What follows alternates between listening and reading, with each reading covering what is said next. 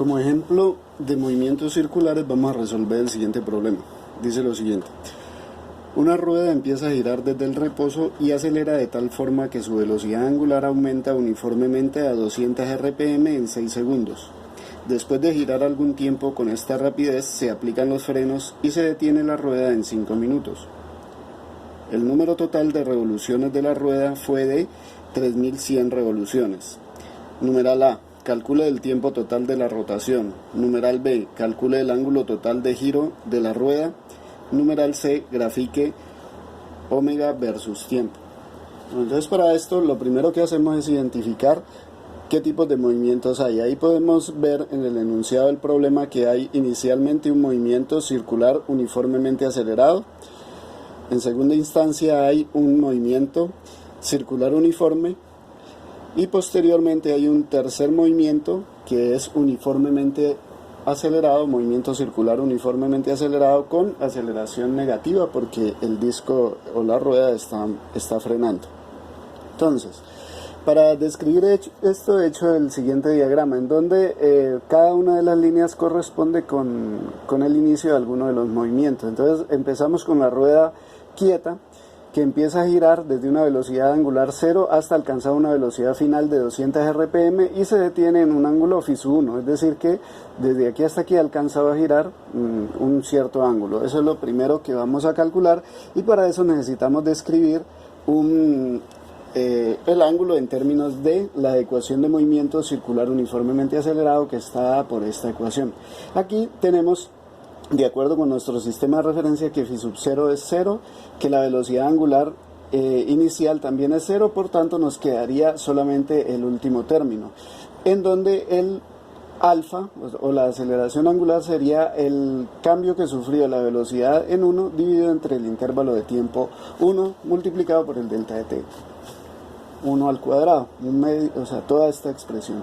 Aquí tendríamos entonces que delta de t1 son 6 segundos y que el cambio que sufrió la velocidad angular en ese primer movimiento sería la velocidad inicial, la velocidad final en 1 menos la velocidad inicial en 1, que es 0, es decir que tendríamos un delta de W1 igual a 200 RPM.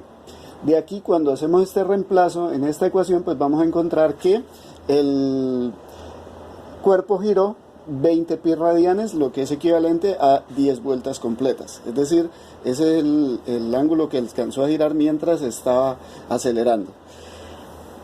Para el segundo movimiento no disponemos de información suficiente, entonces vamos a tratar de completar la información resolviendo el tercer movimiento, que lo llamé φ3, es decir, que aquí estoy considerando que él arranca desde esta línea donde había quedado después de sufrir el segundo movimiento y empieza a girar hasta detenerse en un punto determinado. Entonces vamos a mirar cuánto es el ángulo que alcanzó a girar. En este caso es un movimiento circular uniformemente acelerado, donde estoy asumiendo que parto desde la posición inicial φ0,3 igual a 0 y simplemente me quedaría el movimiento descrito como omega sub 0,3 por delta de t sub 3, que es el intervalo de tiempo de ese movimiento, menos un medio de alfa por delta de t sub 3 elevado al cuadrado. Aquí de una vez estoy colocando el signo menos, que sale de ¿dónde?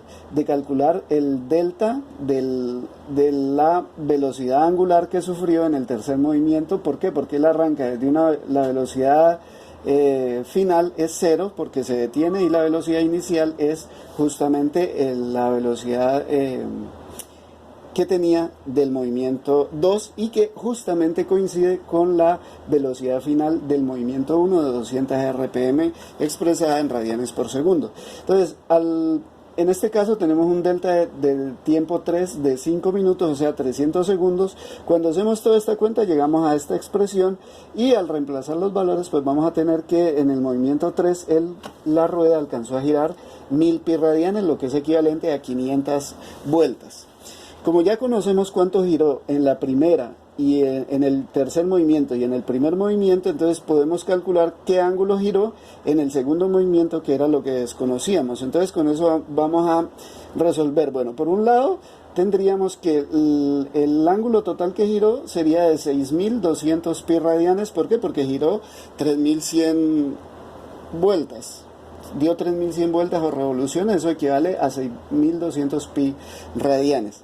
De aquí, de este resultado, nosotros podemos encontrar cuánto habría girado en el movimiento 2, que es un movimiento circular uniforme. Entonces, de aquí podemos despejar phi sub 2, conociendo estos otros dos valores que ya encontramos en estas dos primeras etapas, y tendríamos, al reemplazar los valores, que en el movimiento 2 alcanzó a girar 5180 pi radianes.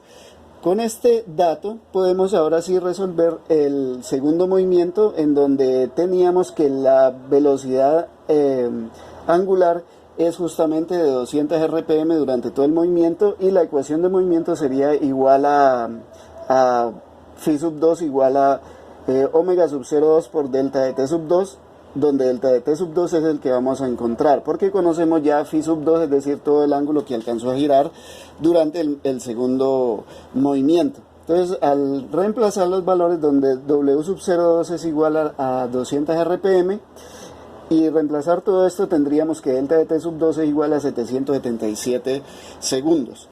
Con eso podemos encontrar, ya teniendo los tiempos del primero, que es 6 segundos, el segundo que es 300, el tercero que es 300 y el segundo que es 777, tendríamos un tiempo total de 1081 segundos, y con eso resolveríamos la pregunta del numeral A. Lo que nos resta es simplemente representar la velocidad angular en función del tiempo para los tres movimientos. Como sabemos que el movimiento 1 es un movimiento circular uniformemente acelerado, la velocidad angular estará por una función lineal, la cual es representado como este primer tramo. Posteriormente, el segundo es un movimiento uniforme, es decir, que la velocidad angular va a ser una recta horizontal, porque no hay cambios en la velocidad angular, y corresponde justamente con el valor de 200 rpm, o lo que es lo mismo, 20 pitercios radianes por segundo.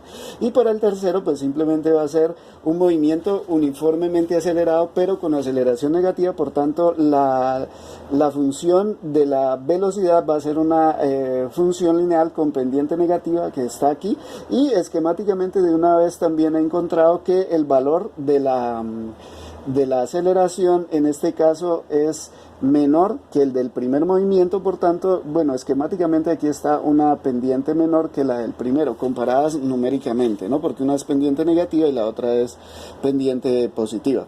Entonces, bueno, el dibujo está hecho, no está hecho a escala, ya les queda a ustedes de ejercicio realizarlo a escala, pero tendría esta forma.